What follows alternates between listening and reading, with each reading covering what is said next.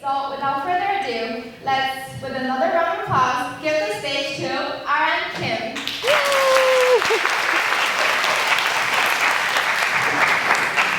Right. Beautiful evening. How's everyone doing? Good? I'm really excited and it's such an honor. And I see UCLA has really good looking students here and they have a great taste in their speakers as well. Okay, so who knows me from YouTube? Oh wow, a lot! I'm really honored. Like they said, my name is Aran, meaning pure orchid in Chinese. So that's why I had a little picture of orchid. Like they said, I'm an edutainer. That is my job, but the job that I have isn't who I am, right? It's not all I am. I'm so much more than that. And so I thought I would share some things about me so you can get to know me a little better. I am passionate. I'm someone who's really eager to change and be better. And I'm also married. I'm 26. I love chocolates. It's not even funny, it's a problem. I have a serious obsession over chocolates. I love looking at dog pictures. I don't know who else does this, but when I need a daily dose of cuteness, I go on Instagram, I look at dog pictures, and they make me so happy. I like them, I save them, and what else? And I love singing, so sometimes in the morning I would just like sing a few songs, dance, and that's a little silly part of me. And I was debating if I should share this or not. It's not really like super related to this topic or anything, but because I don't want all of you to like see me as this person from YouTube, from Instagram, you know, like I can be one of your friends, I'm your sister, I can be like your neighbor, like I'm not much like different than you. Because in college, I would think that like speakers on the stage was someone that I could never become like, or like they were so special or something like that. So I'm gonna share a really embarrassing story of mine. So I was probably 2 or 3. It's one of the earliest memories I have. I was in my parents' car and I fell asleep. So they left me in the car and they did something out of the car. And when I woke up, I was scared, right? And I'm like, where's mom? Where's dad? And that scared 3-year-old Aran wanted to poop. So, but that 3-year-old Aran was well potty trained and she wanted to pull down her pants and poop, right? Because that's what your parents tell you to do, right? So I pulled down my pants and pooped in the car. And I was proud because that's what my mom told me to do, right? Yeah, someone asked me on the question list, what kind of child I was. So that's the kind of child I was. I would listen to my parents so well that I pooped in the car. You know, that's probably the only time that I should have not pulled down my pants to poop. Anyways, this is a secret, so don't comment on the internet. If I share more about myself, that would be, I want to know about other people. I always want to know what would be the biggest life lesson that they've learned. Mine is to try to learn something from everyone. I don't know how many years I've been doing this, but if I meet someone, like my immediate mission is to find something I can learn from the person.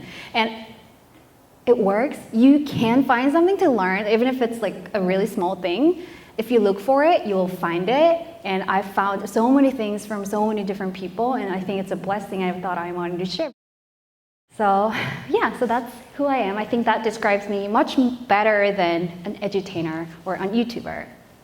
I'm still work in progress, and in that progress, I got to come here and meet you guys, so it's really exciting. So how is that? Do you feel like you know me a little better? Yeah, a lot of nodding. Okay, I'm gonna ask you questions now. So, who are you? What kind of person are you? Instead of your name, like what words would be able to describe you as a person? Are you someone who loves skiing Or are you someone who's for equality? Like, what words can describe you? I want to maybe have a couple of students here or people here tell me who they are so I know who I'm talking to. Who's brave enough? And today's talk is on self-esteem. So if you are struggling with your self-esteem, this is a great chance to practice, introducing yourself and sharing who you are. Anyone?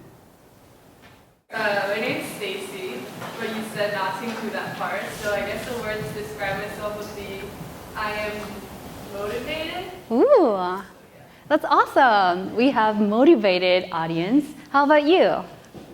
Actually, I'm an exchange student. Uh-huh. Korea. Oh, wow. I'm not a UCLA student. That's fine. That's fine. Wow, welcome. I'm not a student here either, so. I know you from YouTube, and you made me study English.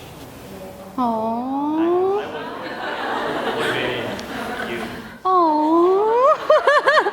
Thanks so much. That was encouraging. All right, so we have a great audience here. So let's start with the talk. You already know I'm going to talk about how to work and love with a healthy self-esteem. And the reason why I chose that is obviously work and love are two important things in life. And currently I love what I do and I love who I love. Very high satisfaction in life and in those two. So I thought I would share how I've built my self-esteem and how that affected my work and my relationship with my husband. So, what is self-esteem? How would you define it? Right, love for yourself, belief in yourself, and respect for yourself. So knowing your self-worth, knowing how worthy you are, having respect for that. And what is not self-esteem? I think of this person who told me that she has a friend that has a really high self-esteem, and she tells me, my friend has a really high self-esteem because she thinks that she's the most important person in the world and nobody comes before her. I think she has a really high self-esteem. I disagree. I don't think her friend has a high self-esteem. That sounds more like selfishness. If you have to come first before everybody else, and if you're the most important person, maybe you have such a low self-esteem that you want to prove your worth by, coming before everyone else.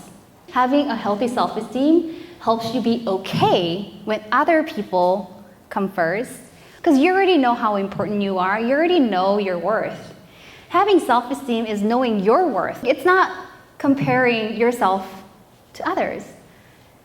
How worthy other people are, it doesn't matter. I know how worthy I am. I know how precious I am as a human being. So you don't have to be more important than other people. You're not more than other people. You're not better than other people. You're just valuable. You're just important. You're just precious.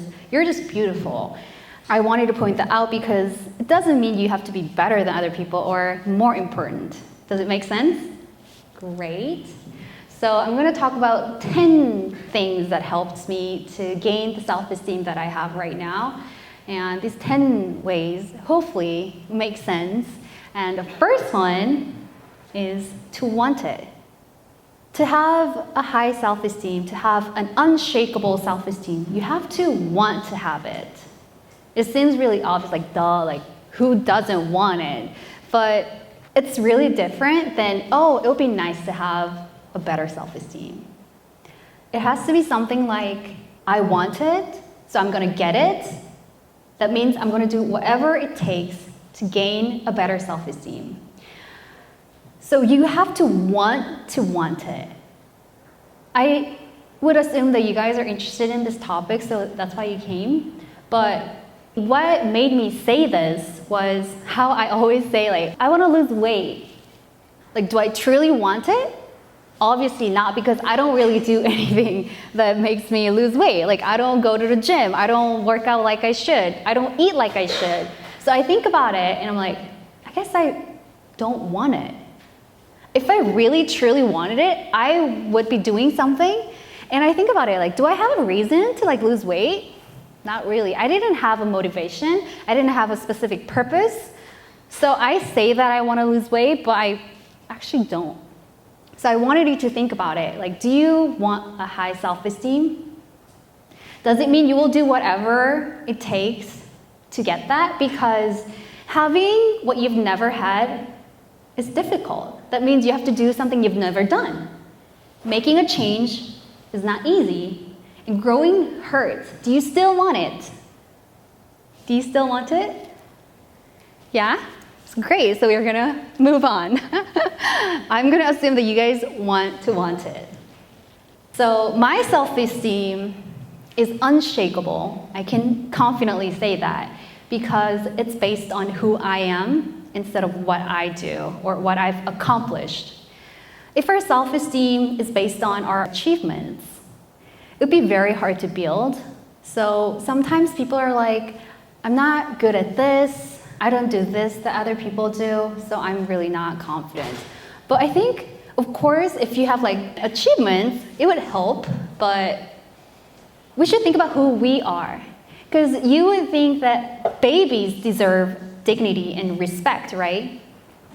But have they achieved anything? Have they done anything? No, it's just the fact that they're born and they deserve dignity and love and respect. So I think about who I am, and that really helps me to have an unshakable self-esteem. And that's how I know my worth.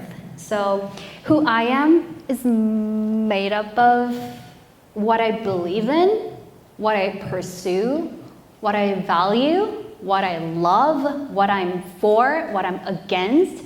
So I'm for equality. I'm for peace. I'm against violence. I'm against discrimination. And I love love.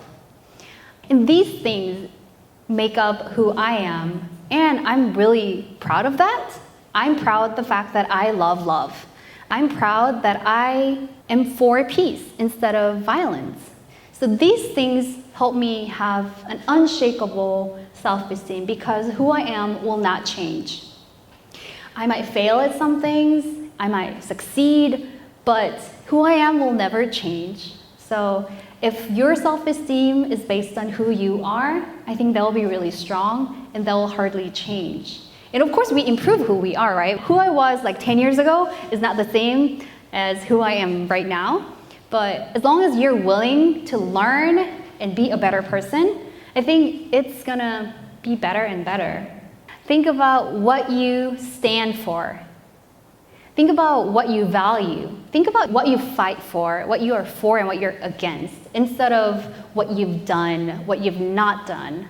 When I was younger, I think I wanted to prove that I was a talented person or something. I would introduce like what I've done in high school, what I've done in middle school, like I've done this and that. I thought that was who I was. So I'm really sorry for who I was in the past, only thinking about like my achievements. So that's the number 2 that I wanted to share. Would it be okay if I give you a minute and let you think about who you are, what you stand for, what you value, what you love, or what you can't stand? I think it's easy to, connect what we've done with our self-esteem, but let's change that. So I'll give you a minute. You can write it on your phone, or if you have a note, you can take notes. Let's do it. Is anyone ready to share?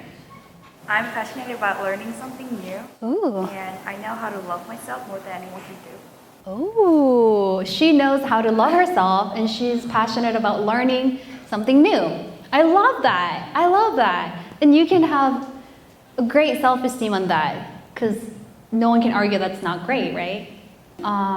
If you struggled a little bit or if you could only think of like negative things about you, I think that's fine too. I think having an unshakable self-esteem means you have to accept the ugliest part of yourself too. There are things that I can never share with other people because it's so embarrassing or I'm really ashamed. I've done something bad, either intentionally or unintentionally. But I think we should accept it, like admit that that was part of me. We know how like sinful we are, how like selfish we are. So accept that, but be willing to learn from it. Be willing to change. As long as we're willing to change and improve, I think it's great. So even if you only could think of like negative parts about you, it's okay. Let's try to learn from them. And the third point that I thought of was not to judge others. And it's interesting how we see other people makes us think that that's going to be how other people are going to see us. Does that make sense? I think people are worried that they would be judged because they judge. We judge others, and that's why we are so concerned that people will judge us, people will talk bad about us. Growing up, I was pretty confident, and people would tell me, "Around, you're so confident. Like, how do you not worry about what other people think? What do you mean?" And they're like, "Well, you know, people gossip and people judge, people make assumptions about you," and I'm like, do people do that? Like, I had no idea people would talk badly about other people because I never gossiped. It sounds like so prideful, but I'm not gonna lie, like, I never really thought badly about other people. So the fact that people did gossip and judge others was a shock, and that made me want to not gossip because there were things that people made up to talk about me, and that hurt. So I decided that I would never gossip and I would never trust gossip. And that really freed me because, you know, usually like if you think this way, you expect other people to think that way as well. And so when I think positively about other people, I'm kind of naive and just go ahead and think that they will think nicely about me. And hopefully that's true most of the time. But it doesn't matter. Even if they don't like me, I think most of the times it's their problem. So their problems about you are not your problems. It's theirs, actually. So let's stop judging other people, because the harsher you are on other people, the harsher you're going to be on yourselves. I really hope that we don't judge other people for what they wear, what they, think. Not judging others was one of the rules that I try to live by. And this is the opposite thing. You think that people will judge you and people will criticize you, people might gossip about you, and actually, people aren't that interested in you. Like, I think realizing that we are not the center of our world is so freeing. And people will assume that if you have a high self-esteem, you will think that the world is yours. You're like the center of the world. You're the center of your life. You're the center of the history. But in my case, I am the other way. I am not the center of my life even. I am not the center of this world. I don't think I am the center of anything. So that makes me really confident in a way. Honestly, people will not, think about me that often. You know what I mean? Like, who has time to think about other people? I think people like to think about themselves. So if you think that people will like think about you and talk about you, you're kind of a narcissist in a way. It's freeing to know that you're not a celebrity. You're not the center of the world. I had an experience that really helped me know that. And that was when I was younger. You will not believe how I would hate wearing skirts or like dresses, because as much as I wanted to wear them, I was so self-conscious about my legs. I thought my legs were not pretty enough, not skinny enough, and I didn't want to like draw any attention to my legs. I never wore like skirts or dresses, which now I'm all the opposite. I'm like, you can wear whatever you want. Like, my legs are beautiful. They're made perfectly, so who cares? But back then, when I was a teenager, I was very self-conscious. I only had pants. And I would wear long pants in the summer as well. So one of my friends asked me, like, Aran, why do you always wear pants? Are you not hot? And I couldn't even answer the question and honestly say that I didn't want people to look at my legs because I was so embarrassed. I didn't even want any attention to my legs at all. Because if I say like, oh, I don't like my legs, then she'll look at my legs, right? So I didn't even want to answer the question. But what happened is my family became friends with this person who like designed clothes. So he started to like make clothes for a family, and that was all for free. And he would like design piles and piles of skirts. He would like send me a lot of dresses to the point where it seemed like a waste if I don't wear anything. So I'm like, I mean, I wear a school uniform, so okay, I'll wear one skirt. So I tried wearing a skirt one day, and guess what? Nobody freaking cared. Nobody said anything. The entire day I was so self-conscious. Like, is anyone gonna say something about my legs? Nobody. So that really freed me. I'm like, okay, I'm gonna wear skirts now. And I only have skirts now. That was so simple, but really freed me, and I am no longer worried about like how people will look at me, because people don't really look at me. Does it make sense? And so my family has this inside joke that people don't look at you that closely. So is my lipstick like so a little weird, or like is my shirt a little wrinkly? People don't look at you that closely, so don't worry and just go ahead and like do your thing. I think that's so true, right? Yeah, awesome. This is what I recently talked about in one of my videos.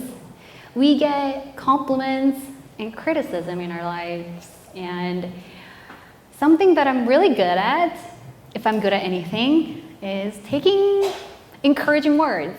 When I was offered to talk here, I was so excited and I thought it was such an honor, so I shared that I would be speaking at UCLA with my husband. And I was like, hey Chris, it's so crazy, like, how am I speaking at UCLA? And he would be like, Aran, you deserve so much more. You deserve a bigger stage. Then how do I react? I'm like, yes, right? You know, I just believe that as a fact. And it doesn't hurt to believe that, you know? And when I was younger, my mom would say like, Aran, you can do anything. And I believed it as a fact. And that really helped me become anything that I wanted so far, because I tried it until I become whatever I wanted to be. So that really gave me the strength to try until I make it. And when I did a TED Talk, I was also going crazy, like, a TED Talk, like, it's crazy, Chris, it's crazy. And he'd be like, Aran, I'm not surprised. I knew you would do something amazing. I'm like, yes? I don't doubt compliments. And is that bad? No, because other people will say to you, you know, encouraging things. Hey, you'll do great. Hey, oh, you look beautiful. Wow, you improved whatever you were working on. Then some people like doubt, what does he want? You know? Is it just like saying that to like gain something from me? So the rule that I made is not doubt what other people say, not make assumptions, not imagine. Like, don't imagine and try to like create a story behind it. If someone says, see you at 5, I'm not gonna think anything of it. Like, some people will read like, Does it mean like he doesn't like me? Like he doesn't want to meet at 5? Does he want to meet at 4? Like, you will think of like so many stories. I'm done with it. Like, okay, if you don't tell me what you mean, it's your responsibility, right? I'm not gonna like try to like see what you were trying to say. I'm not gonna do that. I just see what I see, just believe that. It doesn't hurt. It doesn't do anything bad. It only does good. Encouraging yourself. So that's what I wanted to share. So if someone gives you a compliment, try to take it, say thank you, especially when it's about your future. Hey, you're gonna succeed. You're gonna be more influential than me. You're gonna be great. That's what I heard from my professor, my mom, and you know, like, then I'm like, okay, that's a fact. And I think we should be able to take criticism in a very careful way, but if you have a strong and healthy self-esteem, you'll be able to take criticism as well, because that doesn't define who I am. I may have flaws, I have millions of flaws, but that doesn't mean I'm someone that does not deserve any respect, right? If I made a mistake, I'm not like entirely a bad person. That means I've learned something.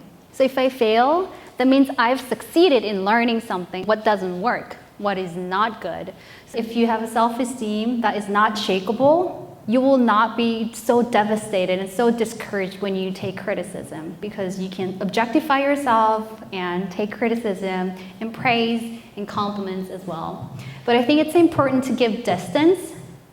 If you're dependent on compliments and encouraging words and like sweet things that people say to you, that's a little dangerous, because people will change, and what other people say about you isn't who you are. It helps you be encouraged. It helps you stay motivated, but that's not who you are. So if you are dependent on your boyfriend or girlfriend's compliments on you, and if that's how you get self-esteem, you have to think twice, and you have to gain your self-esteem from yourself and within yourself, which I said, who you are, instead of what other people say to you.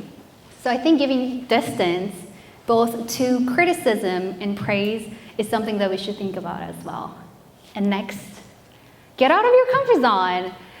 I started my YouTube channel about 3 years ago, and I wanted to start it way earlier than that. But the reason why I didn't start it as soon was because I didn't think that I looked good enough in camera, and I didn't want to have a crappy video out there. So I wanted a professional videographer. I'm like, if I get a professional video editor, then I'll make a new video.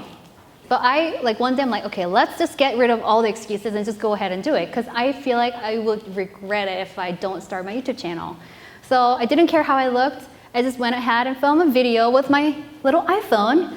You know, I used the camera on the back instead of the front camera. So I didn't even know if it was recording or anything. I didn't have proper lighting or anything. So I would have 3 lamps and try to look okay, and I just edited myself. I see how my editing skills improved. I knew nothing about video editing, but now I know some, and I make videos and I make money off of it. People ask me, how did you do that editing skill? And wow, you improved. And I'm like, wow, yeah, I did improve. And when I look at old videos, I'm like, wow, Aran, you were brave to think that was, good. But that made me think, wow, there is nothing that I cannot do or learn, because I used to think that I couldn't edit videos. But now I know that it just took time. So now I don't really say, oh, I'm not good at this, or I can't do something. Instead of that, I say, oh, I haven't learned it yet. Oh, I'm trying to improve. Oh, I can learn it if I'm interested, Instead of thinking I can't do something, thinking that I haven't learned it made me so confident for some reason. And I think that's because I got out of my comfort zone, which was video editing, and I expanded my comfort zone. So I know now that I can expand my comfort zone if I wanted to, right? So I think getting out of our comfort zone is going to be uncomfortable, but will definitely help you gain confidence, because you will know that you are someone who can expand your comfort zone. And another thing I did out of my comfort zone was getting out of my depression. I was not diagnosed by a doctor. I didn't go to mental hospital or anything. I was a teenager and I was depressed and I was sad. Now, I can't believe that I was like that, because I'm so different now. I'm pretty positive. I would never go towards this direction where I would think of death as a solution to any problem. But back then, I wanted to disappear. I wanted to die. I would cry every night. But here I am looking back, I'm like, wow, I overcame it. So that makes me think that if I have any struggle in the future, or if I go through a really difficult time, I feel like I can survive and I will not die. So when you are having a difficult time, I think you should know that it's a really great chance. You will learn from it, you'll mature, you'll grow, and that will make you stronger. And being out of your comfort zone is so exciting. What you should fear is staying in the comfort zone, right? Because you will never grow. And being out of your comfort zone will definitely help you with your self-esteem as well. And the next one is going to be how I overcame my suicidal thoughts and depression. We all know how our environment is so important, and sometimes it feels like we can never get out of our environment, especially when it's negative. But I want us to know that an environment doesn't only mean your family or the education you get or how rich or poor you are. An environment can be something like this, a talk show you go to. This is an environment you put yourself in tonight. An environment that you can create is music, books, teachers, role models, YouTube videos even, movies, You can choose what kind of environment you're going to put yourself in. So back then, when I was a sad little girl, I would go to this environment that was music. And that uplifted me, that gave me hope and strength, and that would help me think that I am worthy of love. I am someone that deserves love and the best chance in life. So that's how I overcame my suicidal thoughts and depression in a nutshell. So create an environment. If you have a role model, that's also an environment. So if you have a role model, I would challenge you to think, what would they do? Whenever you are struggling with your self-esteem or whenever you want to do something but feel like it's not like the best thing to do, think of, okay, who's my role model and what would they do in this situation? Like fake it till you make it. Have you heard it? So fake it, like act like you're that role model. Say like your role model is like Kim Yona. Okay, what would she do right now when I don't want to study anymore and just go to bed? Oh, okay. She'd probably study until she cries and like shed tears. Okay, I'll do that. Like a little thing like that. Fake it like you're Kim Yona, and you'll become someone like her. And I really truly believe that, so I wanted to include that in my talk. And yeah, so after the talk, I hope you think of someone that you want to be like or you want to learn from, and remind yourself of that person whenever you have to make a decision, but you want to make a good decision. All right, the next one. When I said that I would talk about self-esteem on Instagram, so many people messaged me, so many people commented and emailed me, and a lot of them said they compare themselves to other people. Do you guys do that too? Who do you compare yourself to? Friends, peers, coworkers, or people from TV, and maybe your family member, like, oh, my sister is like better than this, or whatever that is.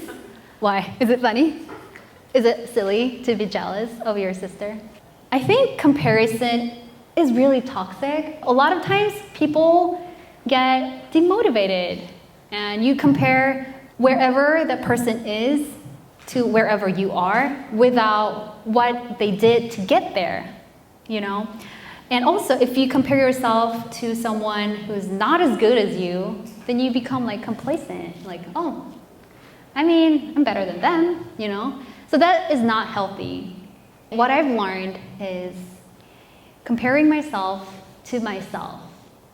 And I have 2 ways to compare myself to myself. The first way is to compare myself to my old self. When I look at my old self, I see how I improved, how I grew, and that gives me confidence that I can be better in the future as well. And the other way, which is more inspiring to me personally, is comparing myself, my current self, to my best potential self. I'm so jealous of my potential self. Oh, she's so good. Like, nobody makes me any more inspired than who I can be. If I use my time in the best way possible, think about like where I can be, think about what I can do. Like that is so exciting. That is more exciting than anything. Like if I compare myself to other people, like what is exciting, But if I think about my best self, wow, I can be that person. Wow. I'm such a fan of my future self, and I'm trying to become like that person. So I think who we should really compare ourselves to is ourselves. And as long as we are improving, we're evolving, we're doing good, we deserve dignity, love, and respect for ourselves, aka self-esteem. Okay, what does it mean to love ourselves. Someone said that self-esteem is to love ourselves. And people always say, oh, you should love yourself. But what does it mean? Does it mean you like how you look? I think a lot of people struggle with loving themselves because they don't like how they look. And if they don't like how they look, they think they are not loving themselves.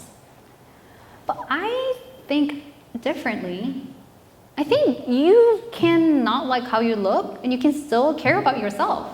What loving ourselves means is giving ourselves the best chance to become the best person we can be. So as long as you love yourself in that way, I think you're doing great. Even the people that say, I don't love myself, it's hard to love myself. I think they love themselves. Everyone wishes the best for themselves, right? If you're sick, you would hope that you would heal fast, right? That is love. That is wishing yourself the best. You would want that you would do great at a speech like this, you know? That's how I know that I love myself. I want to do good, and I want to do a good job. Sometimes I don't like how I look. I look in the mirror and I'm like, wow, I look hideous.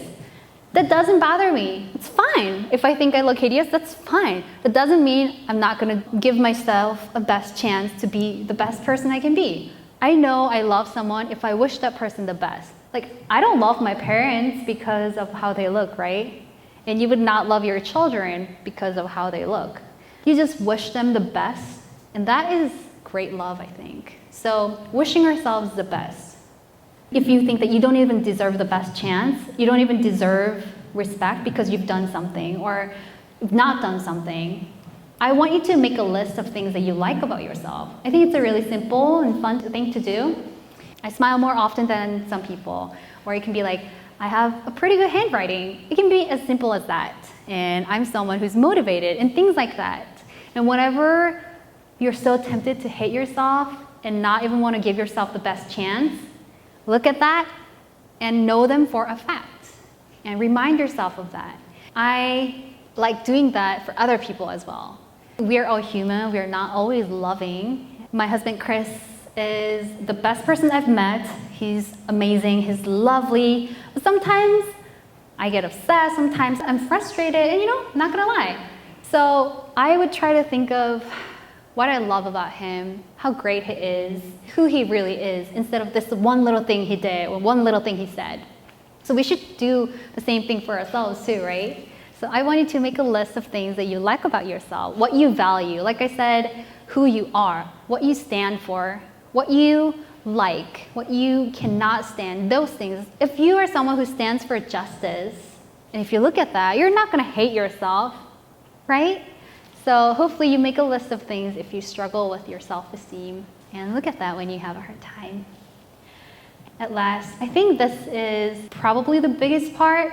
I think we all want to be part of this society and part of this world and do some kind of thing to, make a difference. Even if you don't think every day, oh, I want to make a difference. I want to make this world a beautiful place. We all want to do something that's good in this world. And like I said, we are not the center of the world. We are not the center of anything. So I think as someone who's part of this huge community in the world, if I do what I'm called to do, I know I would be satisfied. I know I would feel really positive about myself.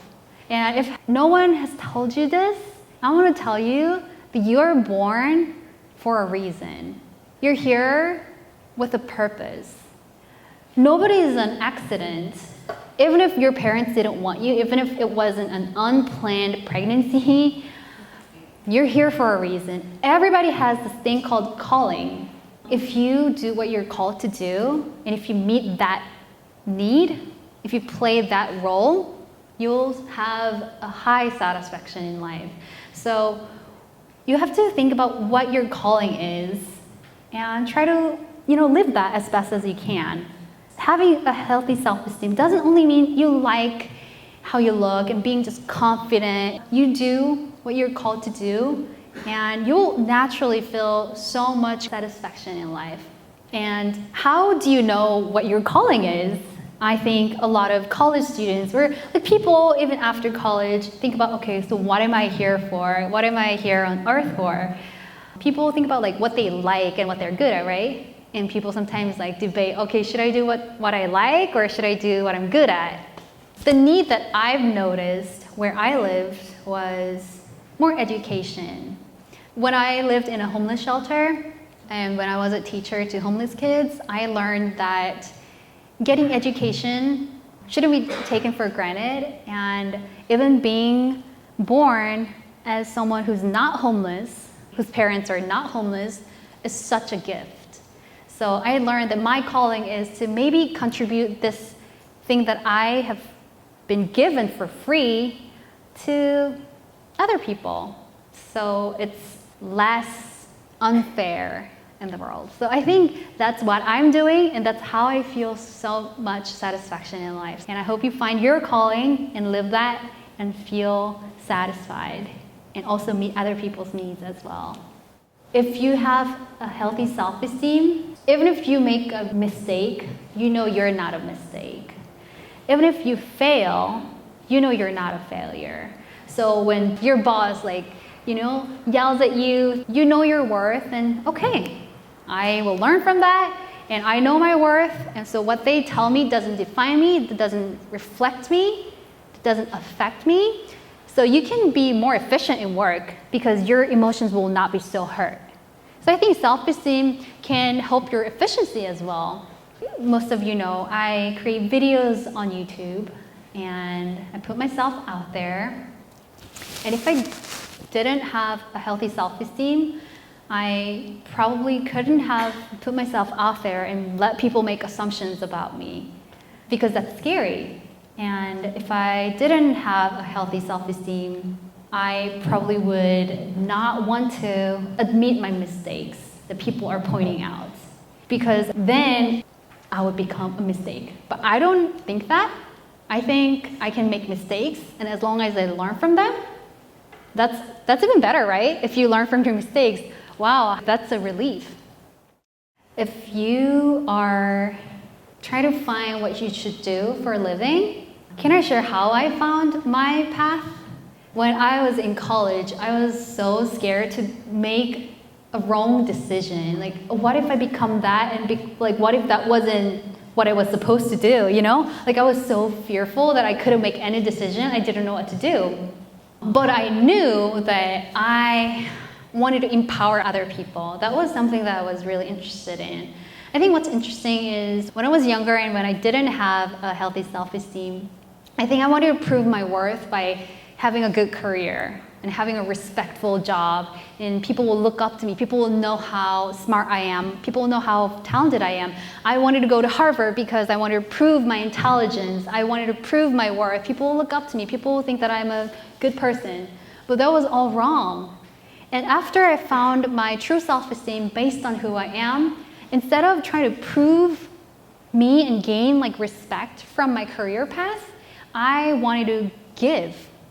I wanted to contribute. I wanted to share. I wanted to give what I had. So empowering other people was something that I was interested in. Educating people was something I was interested in. But I didn't know what job I wanted. I used to want to become an announcer, and I thought that would be a respectful job, and it is. But when I decided that I wanted to do something empowering and inspiring, I didn't care what job I had. As long as I can do that, as long as I can pursue that value, I didn't care what job I had. So I had a few options for myself. Professor, a human rights activist, an English teacher, a photographer, and I wanted to work at this place called Shiloh, which is a home for single moms and their children, and they live there, and they are provided with a free, loving home, and they get counseling and education. They get a, job. They become independent. So those are my 5 options, and I knew what I wanted to use in my career path, so I wrote them down. Public speaking, teaching skills, English. So I studied Christian studies in college, so I wanted to use that knowledge and those values. And I also wanted to do some photography. I loved taking pictures. And I didn't know what to choose. And what I was good at was talking about that to people. Hey, I want to do this. I kind of want to do this. I don't know. Then people would give me advice. People would give me like their tips on like finding a better path. And I was so fascinated by whatever they had to teach me. But Chris one day brought me this little chart. The X bar had like all the jobs that I talked about, and the Y bar had all the like talents I wanted to use. And he marked like, okay, this job you can use this and this. And this job you can use this only. Like photographer, you can only use your photography skills. And so he analyzed all the jobs and talents. And the Shiloh thing, the single mom shelter, I was able to use all the talents. I could use photography. I would obviously use English because I was located in America. And I could teach them.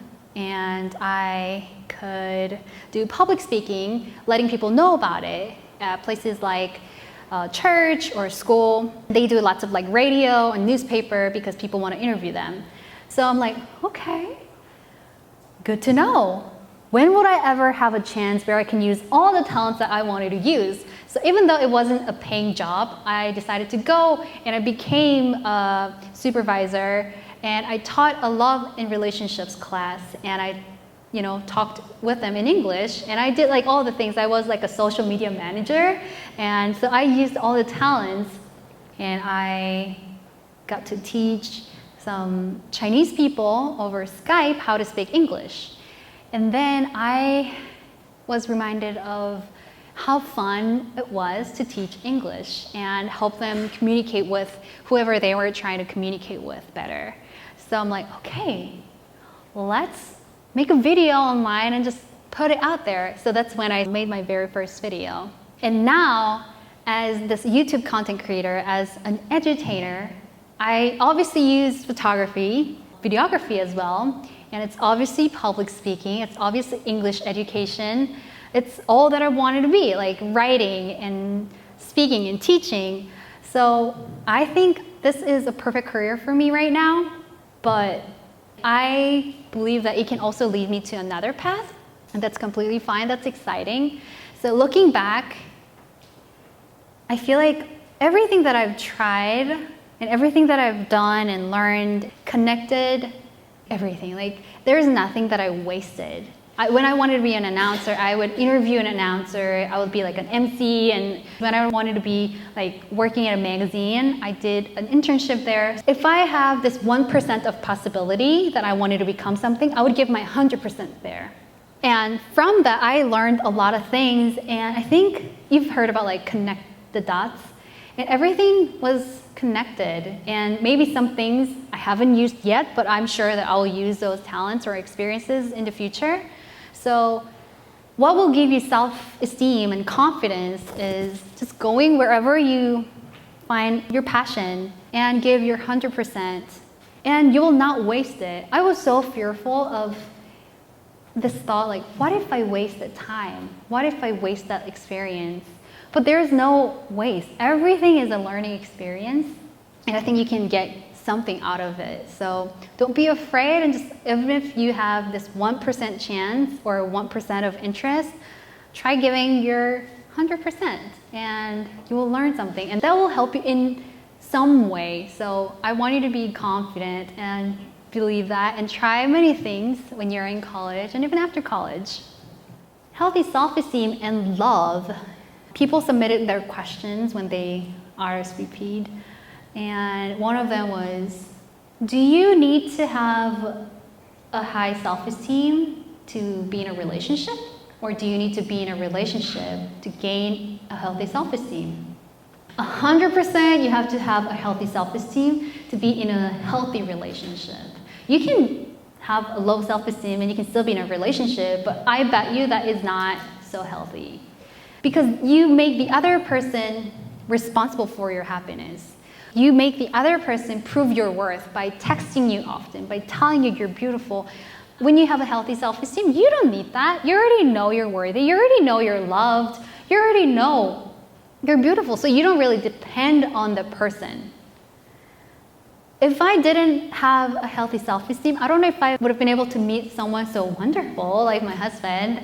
And of course, he does help me with my self-esteem, but if I didn't have a healthy self-esteem, I would have been really nervous when he seems to be more successful than me. Like, oh, what if he's more successful than me, and like, what if other girls like try to like flirt with him? What if like he doesn't think I'm as attractive, you know? And I would not believe him when he would tell me like I looked beautiful even without makeup. I would doubt that, and that isn't healthy.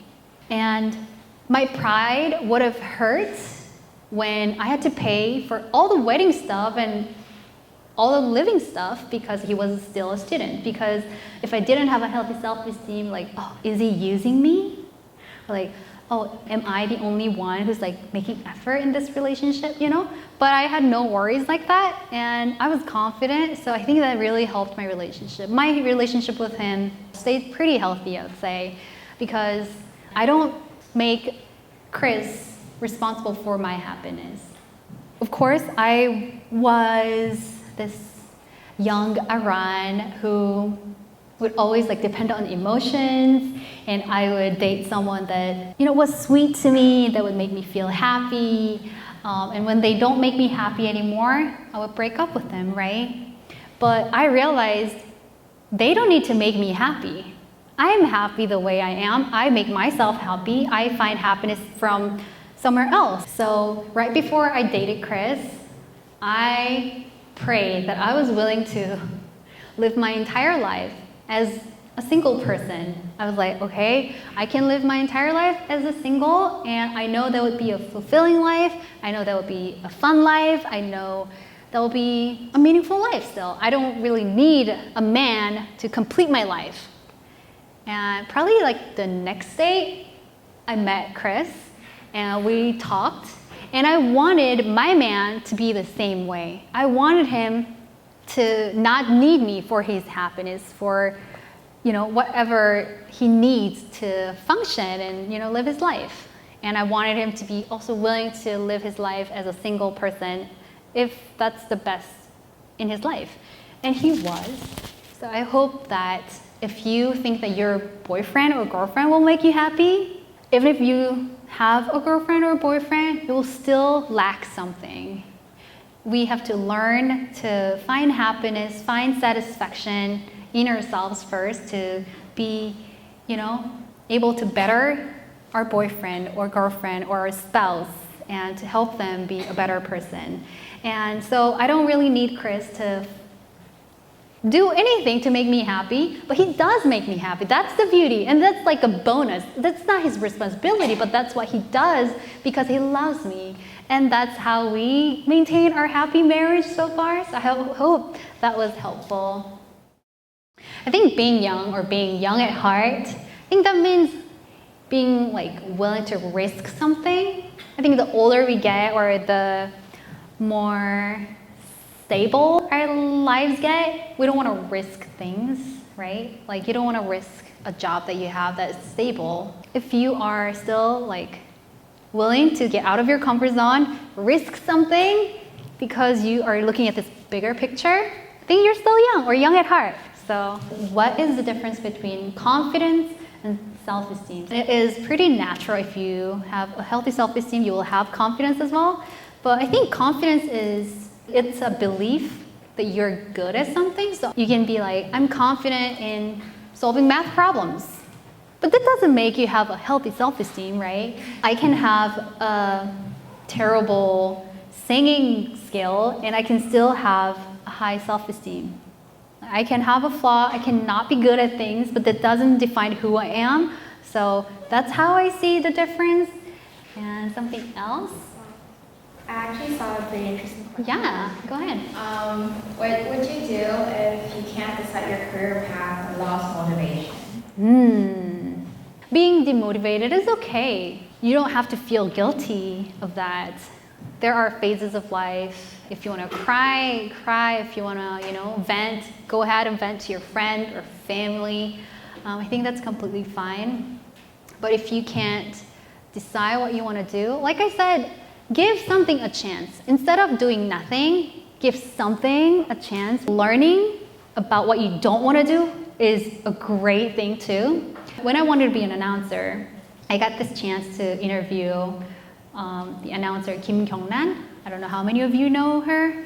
I got to have like lunch and interview her because I applied to like interview her through this magazine called Seshi.